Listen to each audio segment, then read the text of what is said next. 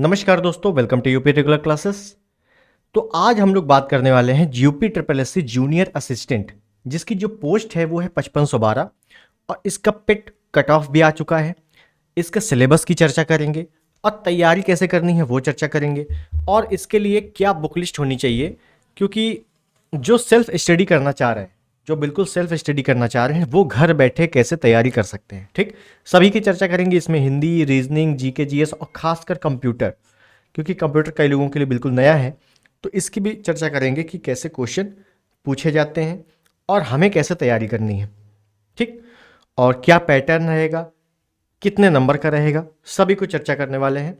तो ठीक है, तो चलिए शुरुआत करते हैं इस वीडियो की। और चैनल पर नए हैं सब्सक्राइब, इस वीडियो को लाइक और शेयर जरूर कर देना। तो देखिए, पहले हम लोग एक नज़र पेट कट ऑफ पे डालते हैं। आइए रही पेट कट ऑफ।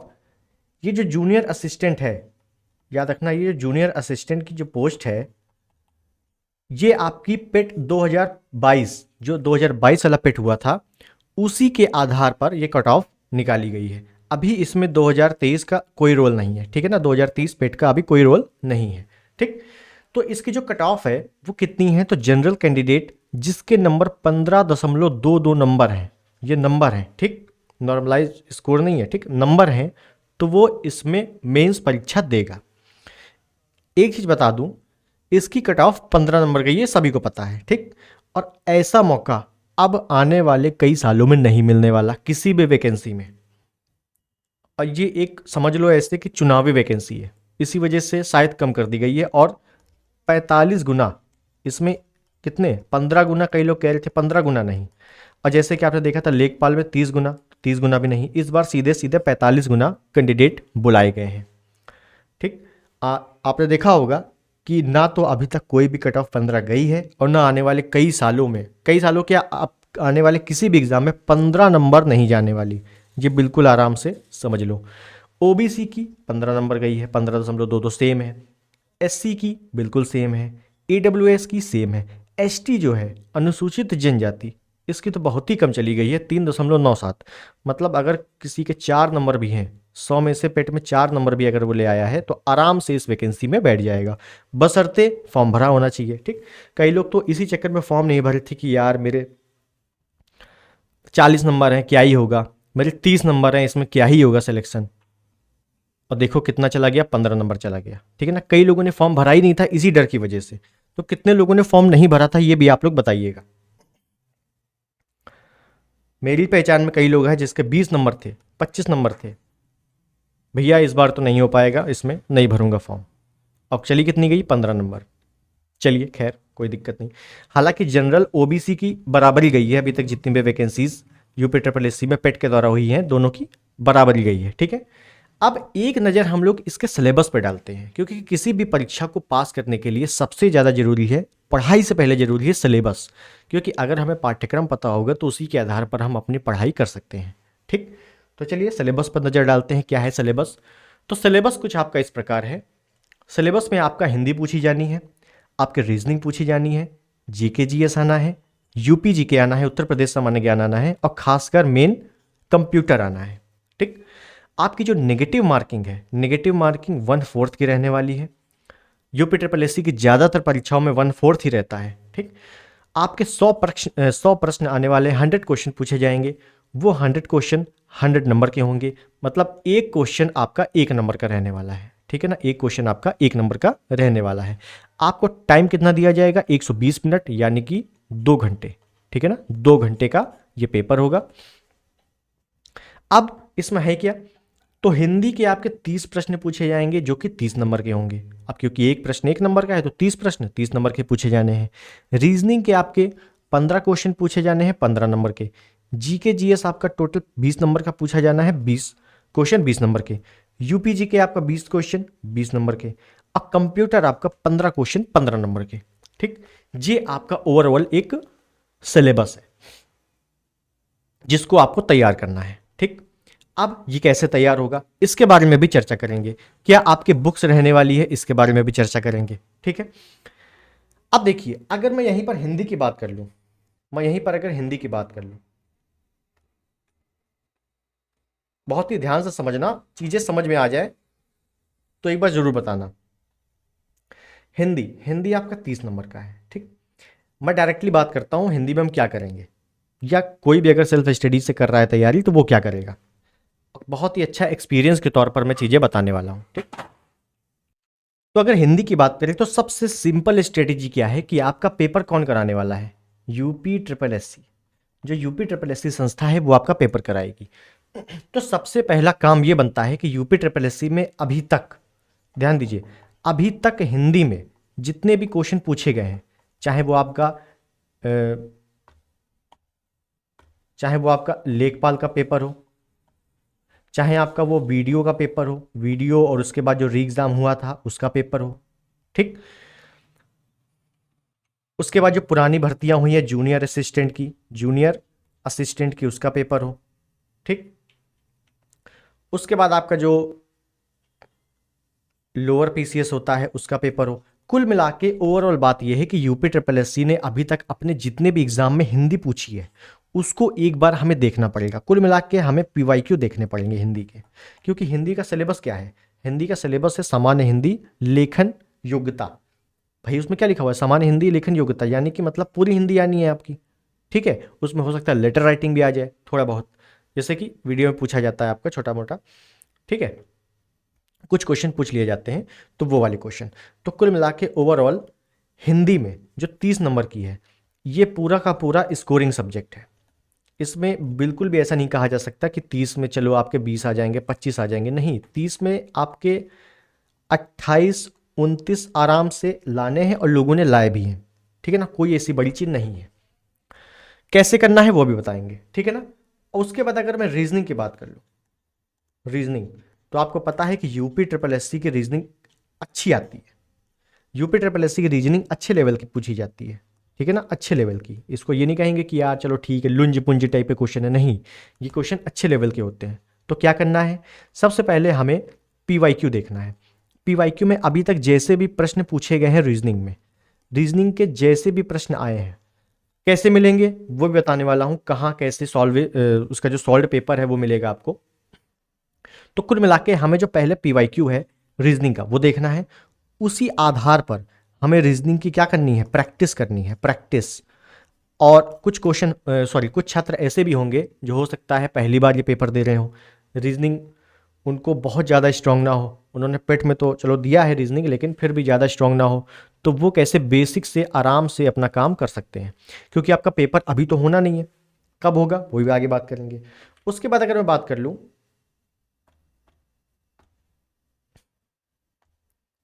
उसके बाद अगर बात करूँ मैं जीके जीएस की, जीके जीएस, तो देखो जीके जीएस आपका 20 नंबर का आना है। ठीक, ये आप देख रहे हो ऑलरेडी, जब मैंने सिलेबस लिखा था तो जीके जीएस आपका 20 नंबर का आना है। ठीक, इसी 20 नंबर में आपका जियोग्राफी होगा, इसी 20 नंबर में हिस्ट्री होगी, और जियोग्राफी में आपका इंडियन जियोग्राफी वर्ल्ड जियोग्राफी दोनों, इसी हिस्ट्री में आपका एंशियंट मिडवल और मॉडर्न तीनों, इसी में आपका करंट भी आना है, इसी में आपका करंट भी पूछा जाएगा, इसी में आपका इकोनॉमिक्स भी पूछा जाएगा, इसी में आपका पॉलिटी भी पूछा जाएगा। तो कुल मिला के इसी 20 नंबर में संपूर्ण जीएस का पोर्शन आपका पूछा जाना है। ठीक है, सेम जैसा कि मैंने बताया, सेम क्या, सबसे पहले आप पीवाईक्यू देखेंगे, पीवाईक्यू क्वेश्चन कैसे पूछे गए हैं, पॉलिटी के क्वेश्चन कितना डेप्थ में पूछे गए हैं। भाई करंट तो आपको बिल्कुल लेटेस्ट पढ़नी है, नहीं पढ़नी है, इसमें कोई दिक्कत की बात नहीं है। जियोग्राफी के कैसे क्वेश्चन पूछे गए हैं, इंडियन जियोग्राफी ज़्यादा आई है कि वर्ल्ड जियोग्राफी से अभी तक ज़्यादा क्वेश्चन पूछे गए हैं। हिस्ट्री में आपका क्या पूछा गया है ज़्यादा, मिडवल, मॉडर्न या एंशियंट।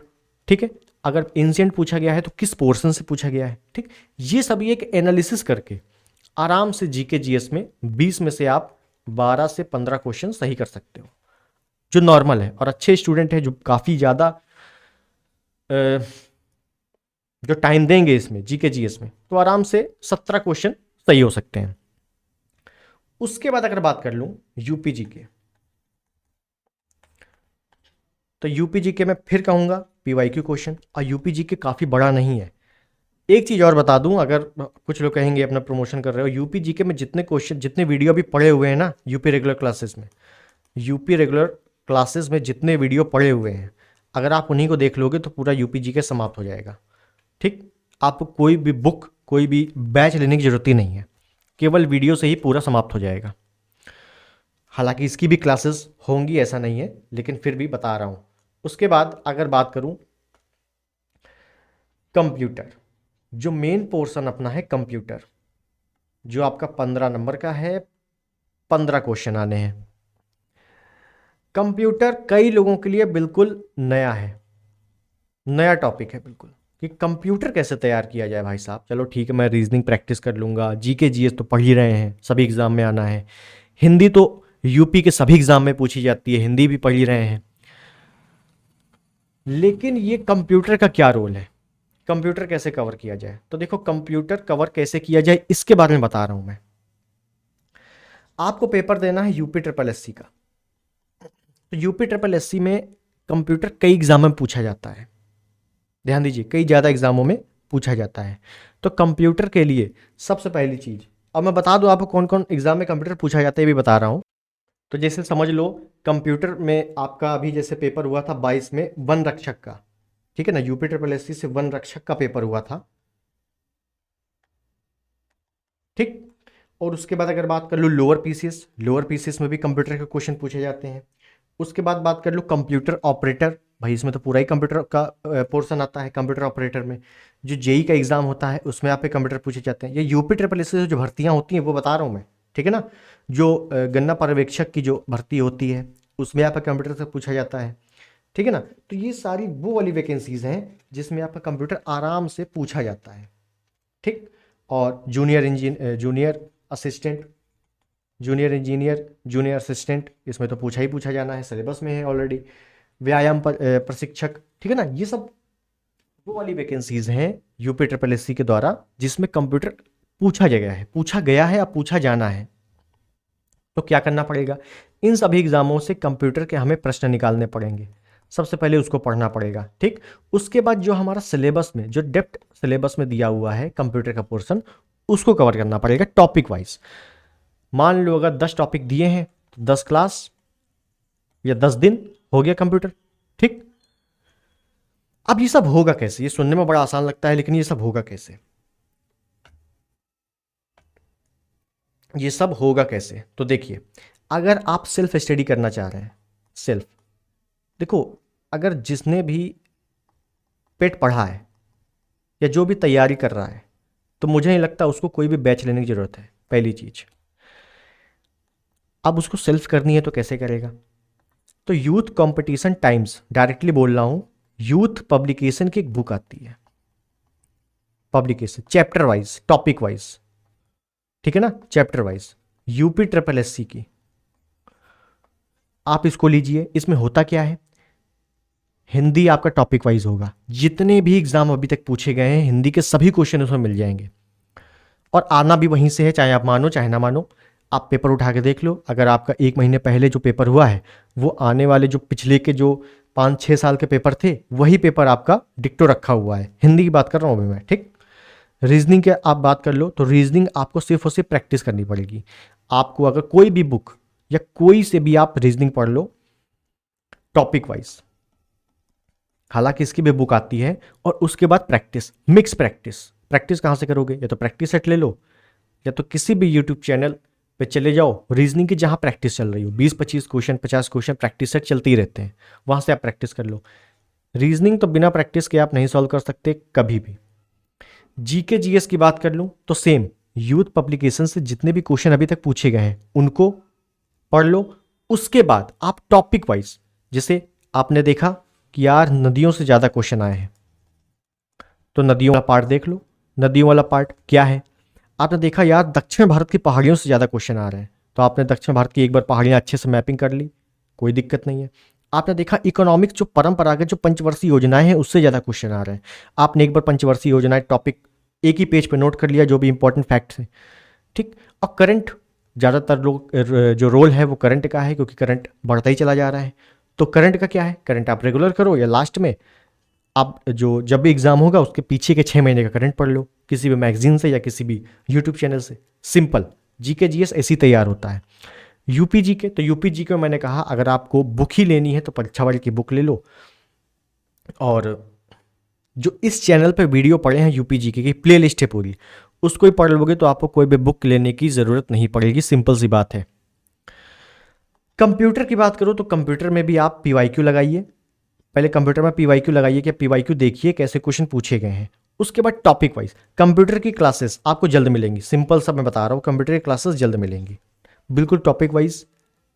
उसके पीडीएफ नोट्स ये सब कुछ फ्री रहेगा बिल्कुल, ठीक है ना। ऐसा नहीं है कि कोई पेड है कि बहुत ही 99 रुपये में निकाल दो या 59 रुपये में निकाल दो, ऐसा कुछ नहीं है। सब कुछ फ्री रहेगा खासकर कंप्यूटर के लिए, क्योंकि यूपीजी के कई लोग पढ़े हुए हैं, जीके जीएस भी कई लोग पढ़े हुए हैं, रीजनिंग की प्रैक्टिस करके आ जाती है, हिंदी भी पीवाईक्यू देख लेते हैं। लेकिन मेन कंप्यूटर है, ज़्यादातर लोगों के लिए नया है ये, और किसी ने सोचा भी नहीं था कि 15 नंबर कट ऑफ चली जाएगी और मैं भी अंदर आ जाऊंगा, है ना। कई लोग ऐसे भी हैं कि जिनके 17 नंबर होंगे, वो सोच रहे होंगे यार मेरा तो नहीं होने वाला, लेकिन उन्होंने फॉर्म भरा होगा और उनका हो गया होगा, ठीक है ना।